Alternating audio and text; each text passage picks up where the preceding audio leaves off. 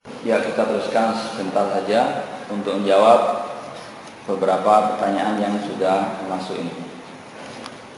Yang pertama, Allah membenci kesyirikan, tapi kenapa kesyirikan sangat merajalela di muka bumi ini?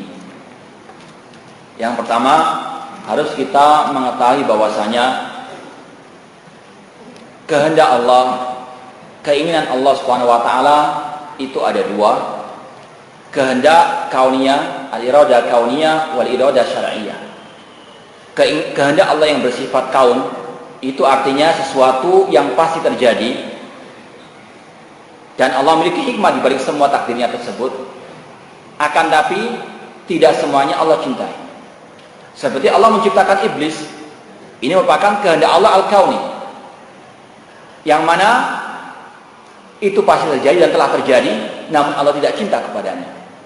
Demikian pula Allah menciptakan kemaksiatan, menciptakan kesyirikan, kekufuran, kebid'ahan, semua atas kehendak Allah Subhanahu wa taala. Itu pasti terjadi. Akan tapi tidak mesti Allah cintai dan tidak akan Allah cintai. Wala yarda bi ibadil kufra. Dan Allah tidak ridha kepada kekufuran bagi hamba-hambanya. Adapun yang kedua, kehendak Allah yang syar'i, yaitu kehendak Allah yang tidak pasti terjadi, tidak mesti terjadi, namun kalau terjadi pasti Allah cintai.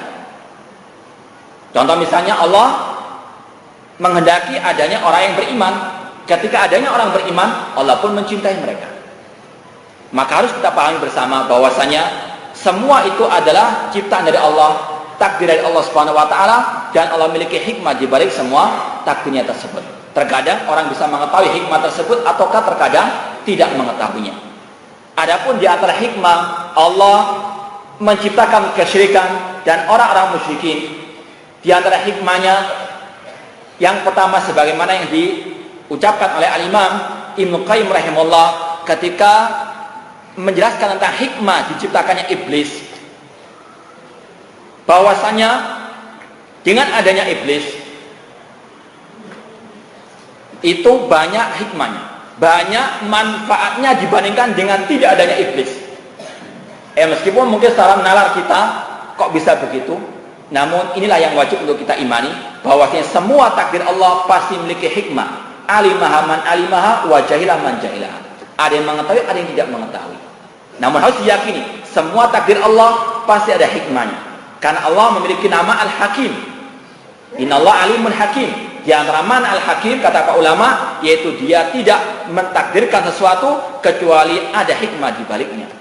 Di antara hikmah di balik penciptaan iblis, kata Imam Ibnu Qayyim rahimahullah, dengan kalau tidak ada iblis, tidak ada kekafiran.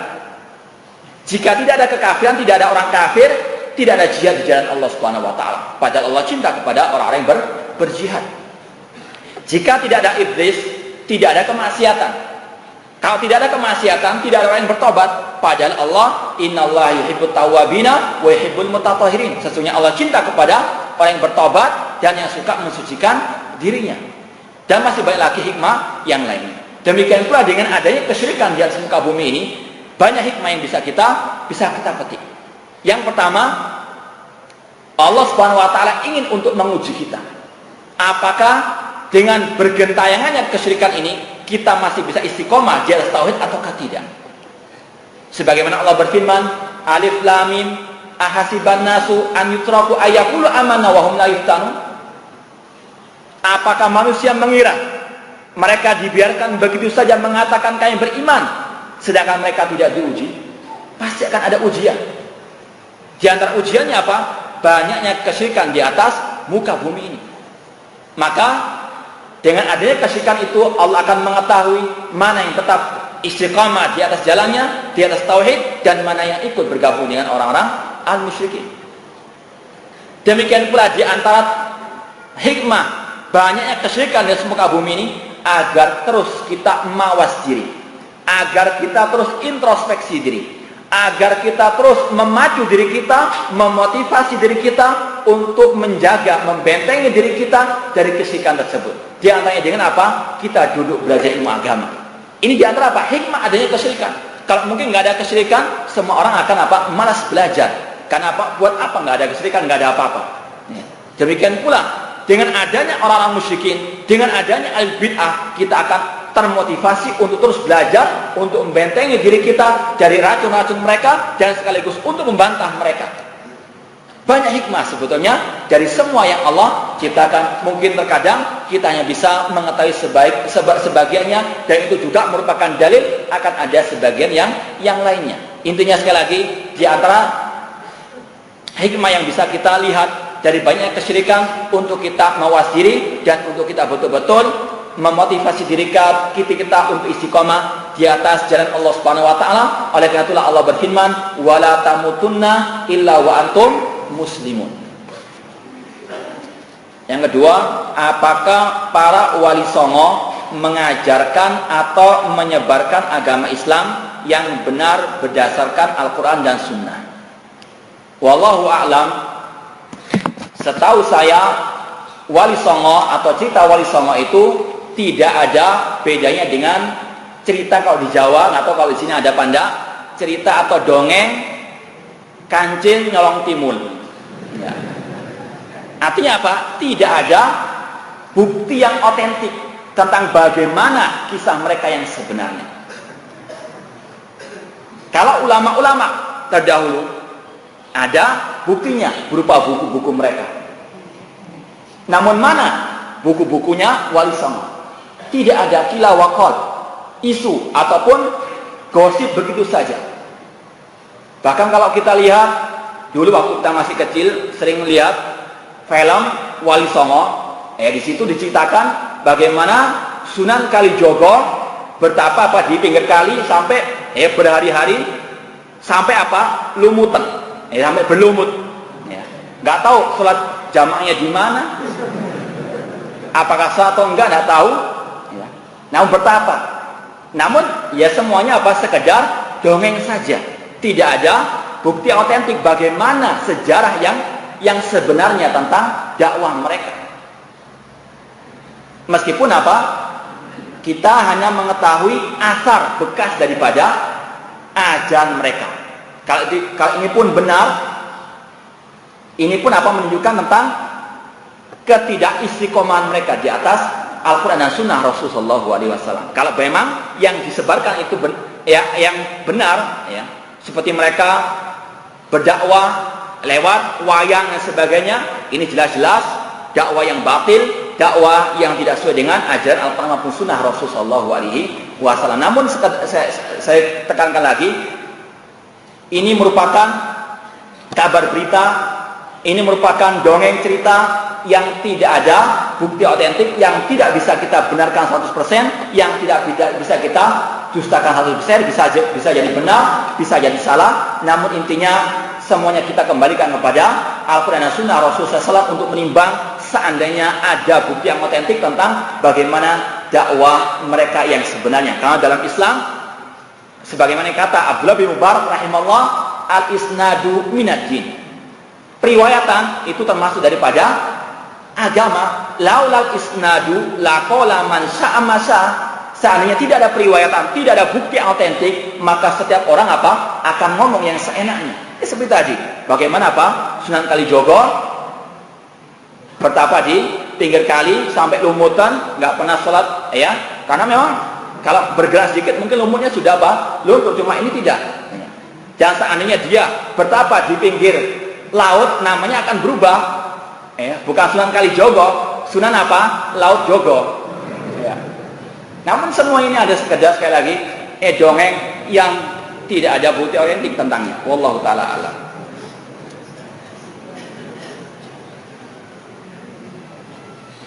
Siapakah yang dinamakan orang-orang Majusi, dan apakah mereka termasuk ulama yang sesat? Apakah akidah mereka?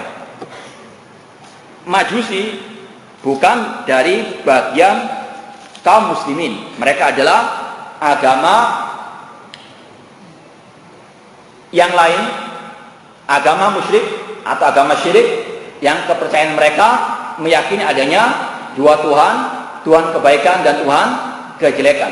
Makanya Rasul mengatakan, menyamakan kelompok Qadariyah dengan kelompok Majusi atau dengan agama Majusi. Al-Qadariyah itu majusu hadil ummah. Kelompok Qadariyah adalah majusinya umat ini, karena kelompok Qadariyah mengatakan perbuatan baik itu ciptaan Allah, perbuatan jelek ciptaan manusia. Maka Rasul mengatakan mereka sama dengan kelompok Majusi karena sama-sama meyakini adanya dua Tuhan.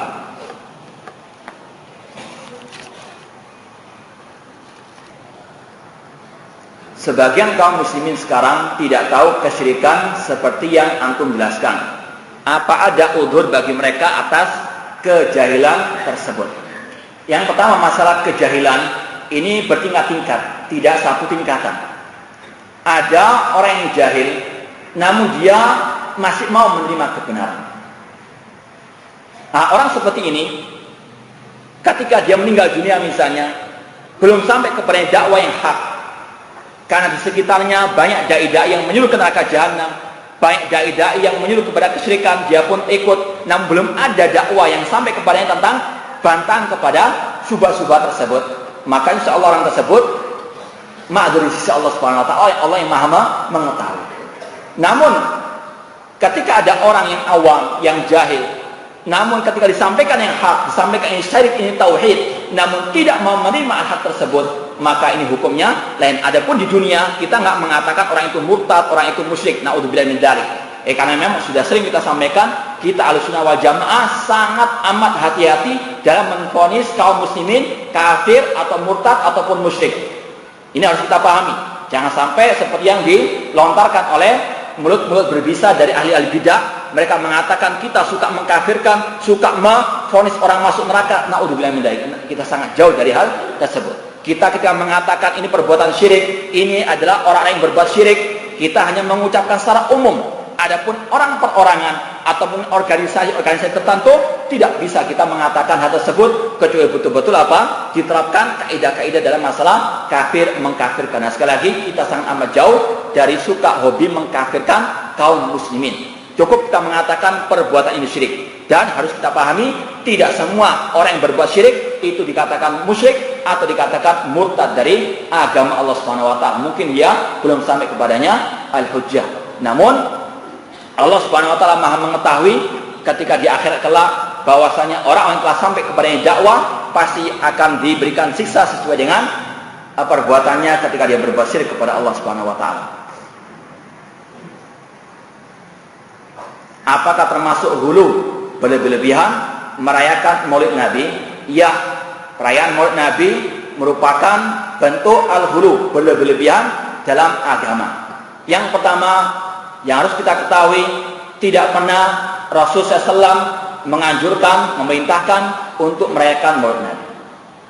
Demikian pula para sahabat, yang mana mereka adalah orang yang paling cinta kepada Rasulullah SAW. Yang paling berhak merayakan Maulid Nabi sebenarnya adalah para sahabat, karena mereka yang berjuang mati-matian bersama Rasulullah SAW. Mereka adalah orang yang paling cinta kepada Rasulullah SAW. Maka sungguh sangat dusta orang-orang yang mengatakan yang tidak merayakan Maulid tidak cinta kepada Nabi SAW. Ini adalah dusta kepada siapa? Di antara para sahabat Rasulullah SAW. Mereka menuduh keji para sahabat Rasulullah SAW karena mereka apa? Mereka tidak merayakan Maulid Nabi SAW. Secara otomatis mereka tertuduh tidak cinta kepada Rasulullah SAW. Padahal para sahabat dalam sejarah orang yang paling cinta kepada Nabi SAW, yang paling membela mati-matian Rasulullah SAW. Namun mereka tidak pernah merayakan Maulid Nabi SAW. Kemudian yang wajib untuk kita ketahui bersama, kalau kita buka sejarah kembali, yang pertama kali merayakan Maulid Nabi SAW adalah kelompok Batiniyah, yang sepakat ulama kaum muslimin mengatakan mereka adalah kelompok Yahudi, mereka adalah kelompok Majusi yang pura-pura masuk Islam untuk menghancurkan Islam dari dalam.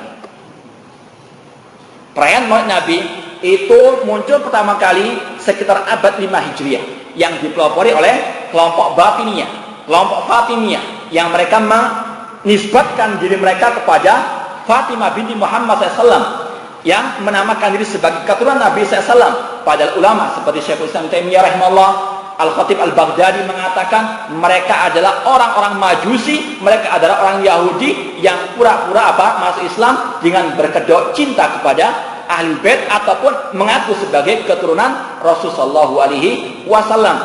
Dan mereka inilah, kelompok inilah yang pernah yang pernah membantai kaum muslimin ketika di haji di Baitullahil Haram. Mereka menumpahkan darah kaum muslimin, bahkan membuang jasad-jasad kaum muslimin di dalam sumur Zam-Zam, dan mereka mencungkil Hajar Aswad dan dipindahkan ke Mesir sana, ke daulah mereka, daulah Fatimiyah. Inilah sejarah singkat. Pelopor pertama Maulid Nabi atau perayaan Maulid Nabi SAW adalah kelompok Al-Batiniyah. Maka barang siapa merayakan Maulid Nabi SAW, maka mereka meneruskan jejaknya kelompok Batiniyah yang sepakat ulama mengatakan mereka adalah orang-orang kafir, orang-orang murtad, orang-orang yang munafikun yang masuk Islam dalam keadaan berpura-pura untuk menghancurkan Islam dari dalam.